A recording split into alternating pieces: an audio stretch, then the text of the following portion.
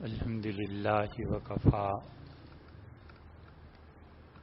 وسلام علی عبادہ الذین اصطفی اما بعد۔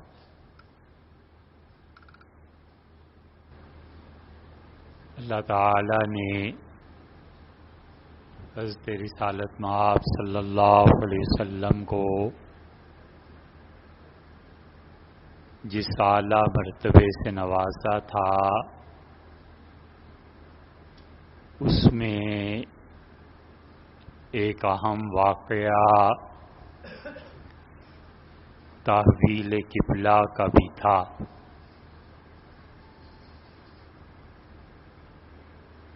اور سیرت طیبہ کے مختلف عنوانات کچھ تفصیل کے ساتھ اس لیے بیان ہوتے رہتے ہیں کہ عام طور پہ لوگ حضور صلی اللہ علیہ وسلم سے محبت کے باوجود ان کی زندگی کو نہیں جانتے، سیرت کو پڑھنے کا رواج بھی نہیں ہے،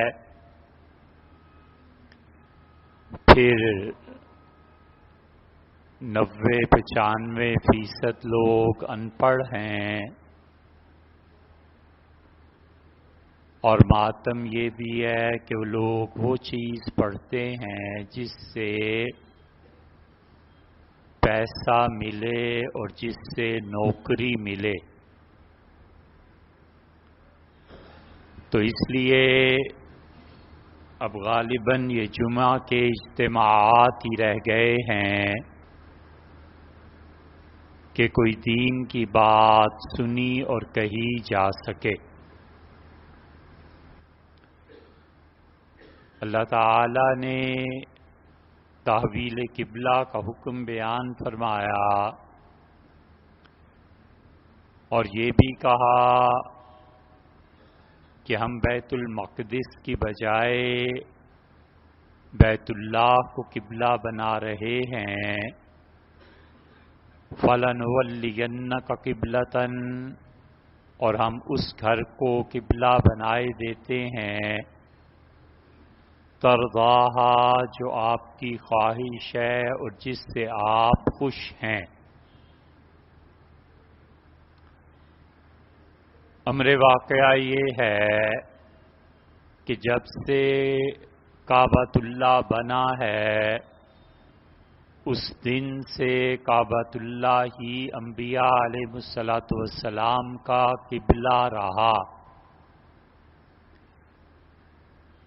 اور امت میں مستقل علماء ایسے گزرے ہیں جن کی رائے یہ ہے کہ تمام انبیاء علیہ الصلاۃ والسلام نے بیت اللہ کی طرف منہ کر کے نماز پڑھی ہے، اور دوسرا گروہ ایسا گزرا ہے علماء کا جنہوں نے لکھا ہے کہ یہودیوں کے لیے بیت المقدس کو قبلہ بنایا گیا، اور ان کے علاوہ تمام انبیاء علیہ الصلاۃ والسلام اسی بیت اللہ کی طرف منہ کر کے نماز پڑھتے تھے۔ حضرت رسالت مآب صلی اللہ علیہ وسلم کو جب نبوت ملی ہے تو آپ نے معراج کے بعد جو امت کو 5 نمازیں پڑھنے کا حکم دیا ہے، اور اس سے پہلے آپ بھی اور امت بھی 2 نمازیں پڑھا کرتے تھے، وہ بیت اللہ میں اس طرح کھڑے ہو کے کہ بیت اللہ اور بیت المقدس دونوں ایک ہی سیدھ میں آ جائیں۔ مدینہ منورہ میں رسول اللہ صلی اللہ علیہ وسلم نے اپنی زندگی اور ہجرت کے بعد کے ابتدائی دور میں 16 یا 17 مہینے اس طرح سے نماز پڑھی کہ بیت اللہ اور بیت المقدس ایک سمت میں آئیں، لیکن اس رائے کو ماننا بہت دشوار ہے کیونکہ بیت المقدس شمال کی طرف ہے اور بیت اللہ جنوب کی طرف ہے، اور ایک دوسرے کے بالکل متضاد سنتوں میں ہیں، اور یہ بھی کہا گیا نے اور مقدمہ کے بعد ہجرت کی تو مدینہ طیبہ میں آپ نے مستقل بیت المقدس کو اپنا قبلہ بنایا، اور حقیقت یہی ہے کہ رسول اللہ صلی اللہ علیہ وسلم 16 یا 17 مہینے تک بیت المقدس کی طرف منہ کر کے نماز پڑھتے رہے، اور آپ کا یہ بھی خیال تھا کہ یہودی قبلے کے اس اشتراک کی وجہ سے اسلام کی طرف آئیں گے اور کچھ مائل ہوں گے، لیکن یہودیوں نے اس بات کی بالکل پرواہ نہیں کی، اور رسول اللہ صلی اللہ علیہ وسلم کے دل میں بار بار کی بات آتی تھی کہ کسی بھی طرح اللہ تعالیٰ تعویل قبلہ کا حکم دے دیں اور ہم لوگ بیت المقدس کی بجائے بیت اللہ کی طرف منہ کر کے نماز پڑھیں، اور بیت اللہ سے حلقوں کا جو والہانہ تعلق رہا ہے وہ یہ جو پوری وادی ہے اس عنوان سے سب لوگ جانتے تھے، اور مکہ اس کو کہتے تھے، مکہ اسی کا نام ہے، اور یہ ایسی وادی ایسی جگہ ایسا مقام تھا کہ دنیا کے بڑے بڑے مذاہب کے پیشوا یہاں پر آتے رہے، حتیٰ کہ اب آپ دین کے دوروں کے اندر دیکھیں تو گرو نانک سکھ مت جہاں سے شروع ہوا اس بیت اللہ گئے، اور حنفی فقہا کے نزدیک کافر ہو یا مسلمان سب کو بیت اللہ جانے کی اجازت ہے، اور صرف ایک ہی صورت میں منع کیا جائے گا،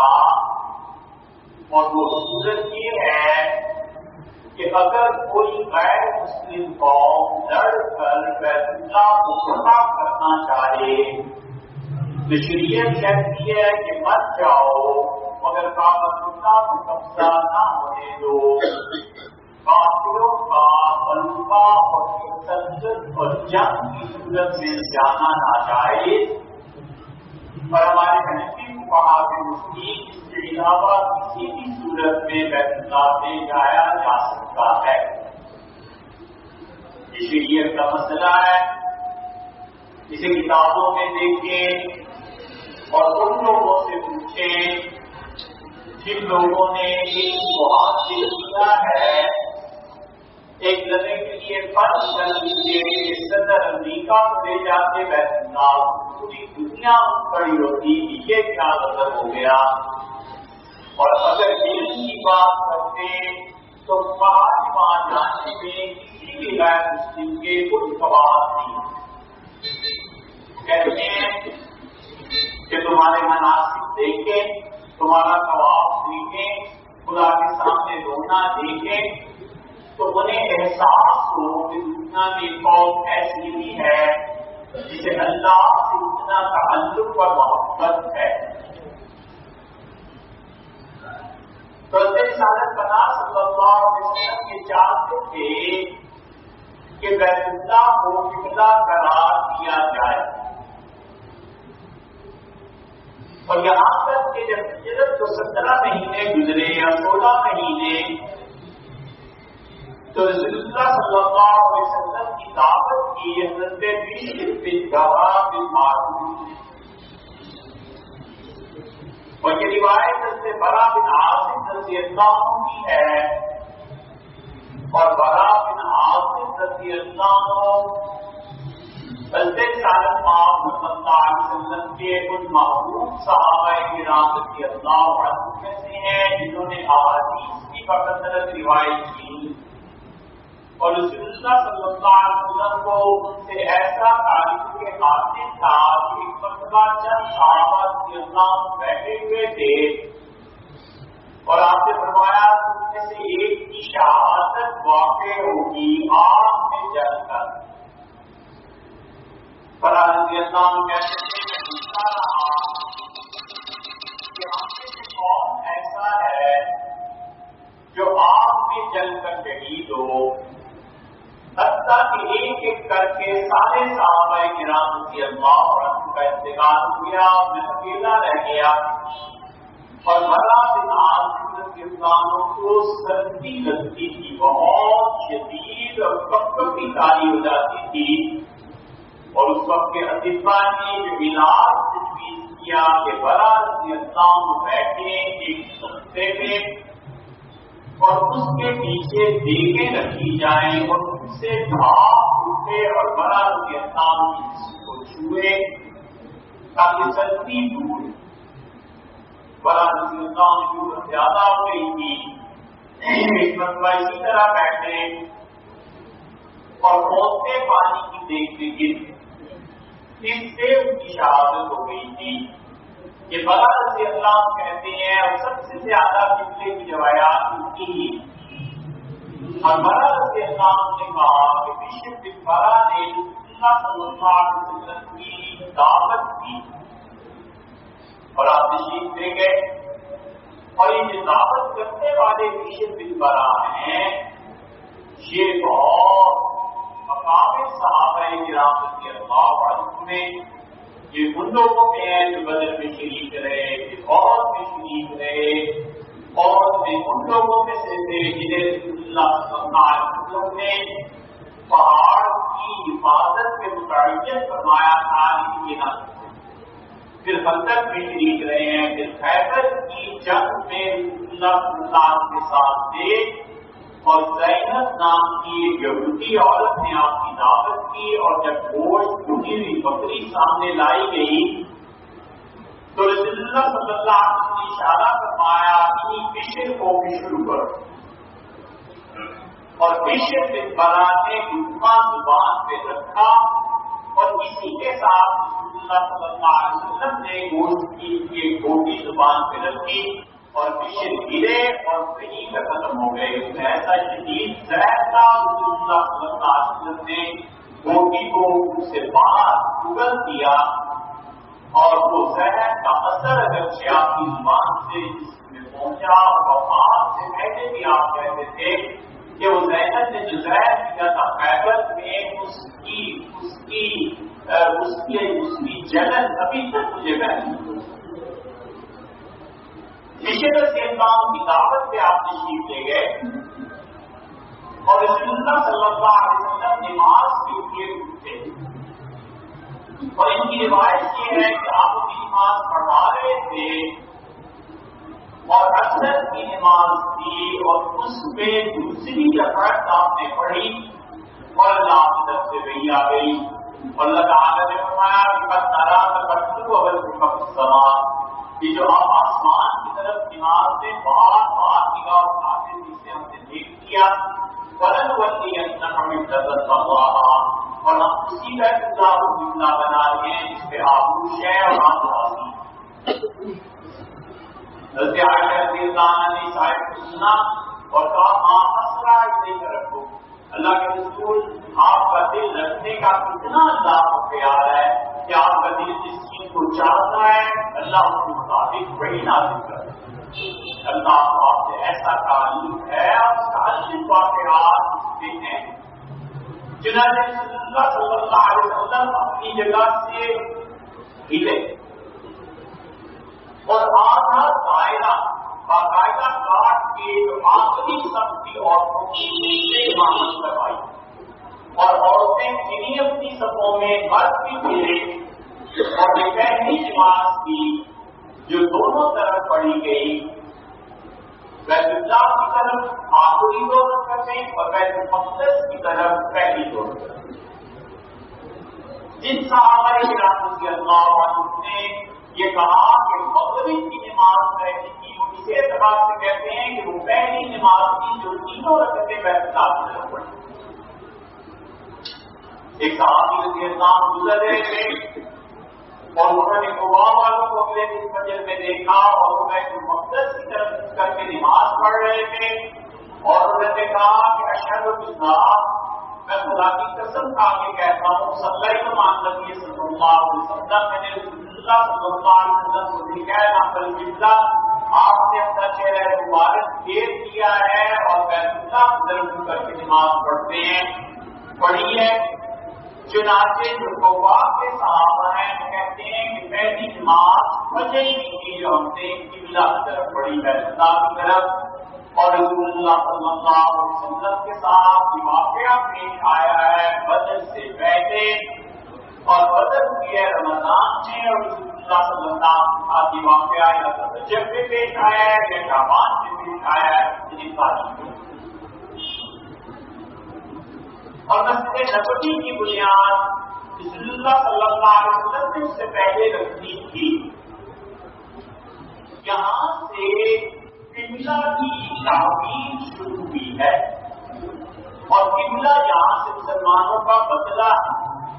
اور یہ اتنا بڑا واقعہ تھا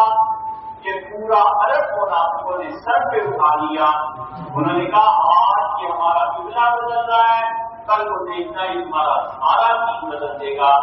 دوسرے پارے کی پہلی آیت اللہ نے نازل فرمائی، اللہ تعالیٰ سے یقول السفہاء، بے وقوف لوگ یہ کہیں گے کہ ما اللہ نبی کا پڑھا، کس چیز نے انہیں بھیج دیا ہے، بیت المقدس بجائے یہ بیت اللہ کی طرف کرنے لگے ہیں۔ اللہ تعالیٰ نے مذمت فرمائی ہے ان لوگوں کی جو رسول اللہ صلی اللہ علیہ وسلم کے افعال پر اعتراض کرتے تھے، اور عام قرار دی ہے جو نبی علیہ السلام کے افعال پر اعتراض کرے۔ ایک ہے حکمت کا دریافت کرنا، وہ قیامت تک باقی ہے۔ آپ پوچھتے ہیں کہ شریعت کے کام میں کیا حکمت ہے، بالکل ٹھیک ہے، آپ پوچھیے کون لوگ ہے۔ ایک ہے اعتراض کرنا کہ یہ نہیں ہونا چاہیے، لیکن کیوں نہیں ہونا چاہیے، آپ پڑھی ہے اللہ نازل کی ہے۔ اس لیے رسول اللہ صلی اللہ علیہ وسلم نے جب سنگ بنیاد رکھا مسجد نبوی کا تو محراب کون ہوتا تھا؟ یہ محراب کو مسلمانوں میں 80 ہجری کے بننا شروع ہوئے ہیں، اور اس سے پہلے سیدھی دیوار ہوتی تھی اور پہلی صف میں کھڑے ہو کے رسول اللہ صلی اللہ علیہ وسلم نماز پڑھا دیتے تھے، بس اتنی بات ہوتی تھی۔ یہ تو بہت بعد میں شروع ہوا ہے، حضرت رسالت صلی اللہ علیہ وسلم کی وفات کے بھی 70 سال کے بعد مسلمانوں نے محراب بنانی شروع کیا، جنہ کرام سے راشدہ وغیرہ، یہ سارا دور مصیبت کے بعد۔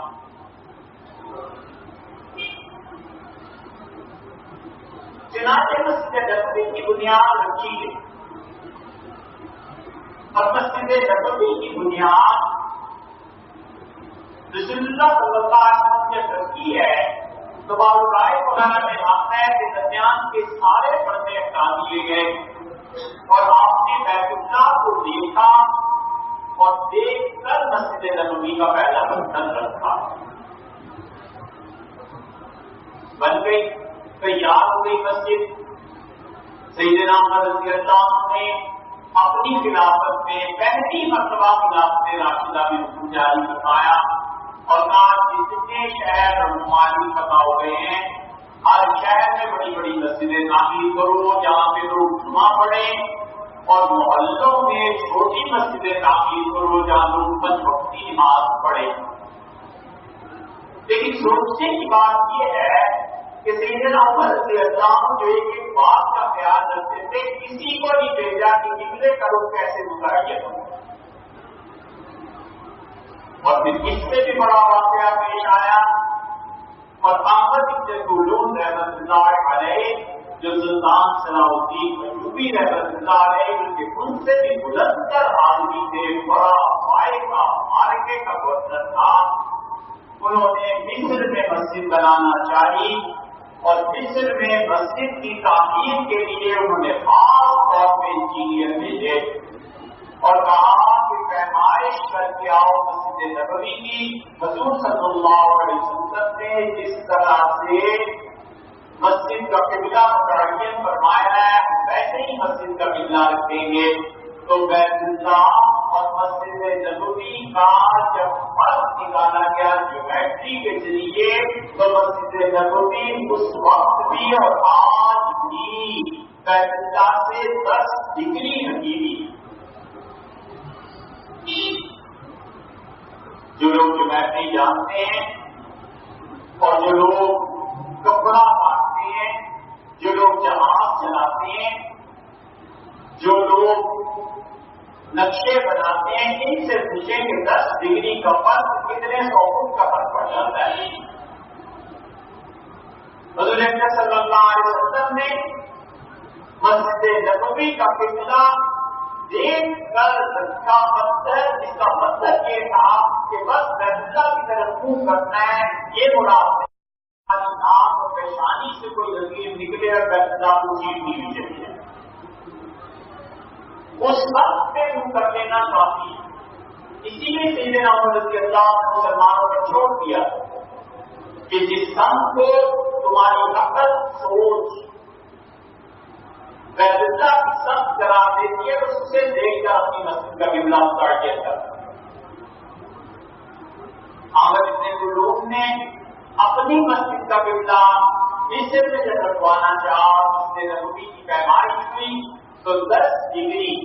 یہ القدرت میں علامہ مقریشی رحمۃ اللہ علیہ نے یہ ساری چیز لکھی ہے اور انہوں نے لکھا ہے کہ 10 ڈگری کیسے انحراف ہے مسجد نبوی کا بیت اللہ سے، اور یہ حنفی فقہا کی بہت بڑی دلیل ہے کہ وہ کہتے ہیں کہ بیت اللہ کی طرف مسکو کر دینا کافی ہے، اور حنفی فقہا کی اور شافعی فقہا کہتے ہیں کہ نہیں، انسان کے چہرے سے لکیر نکلے اور بیت اللہ کے بیچ سے گزرے۔ اس لیے آپ یمن میں چلے جائیں جہاں شافعی مسلک لوگ ہیں وہاں چلے جائیں، وہاں مسجدیں گول بستی،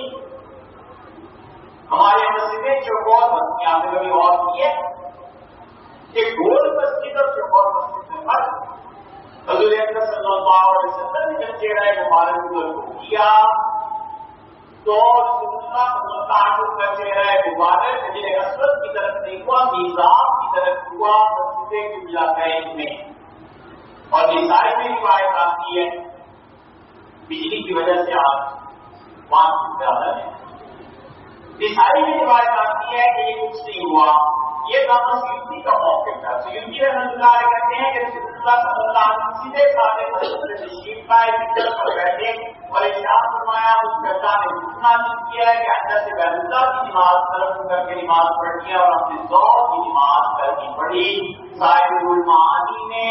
دوسرے پارے کی پہلی آیت کی یہ ساری بحث کی۔ احمد بن طولون رحمۃ اللہ علیہ نے جو مسجد بنائی، اس مسجد سے پہلے مصر میں سب سے پہلی مسجد سیدنا عمر رضی اللہ عنہ کے حکم میں عمر بن العاص واقع مصر میں بنائی تھی۔ عمر بن العاص رضی اللہ عنہ کی مسجد ہم دیکھنے گئے مصر میں، جب جامع الازہر شریف میں گئے تو ہم نے خود دیکھا کہ حضرت عمر بن العاص رضی اللہ عنہ کی مسجد میں اور احمد بن طولون کی مسجد میں واضح طور پر قبلے کا فرق تو سمجھ میں آیا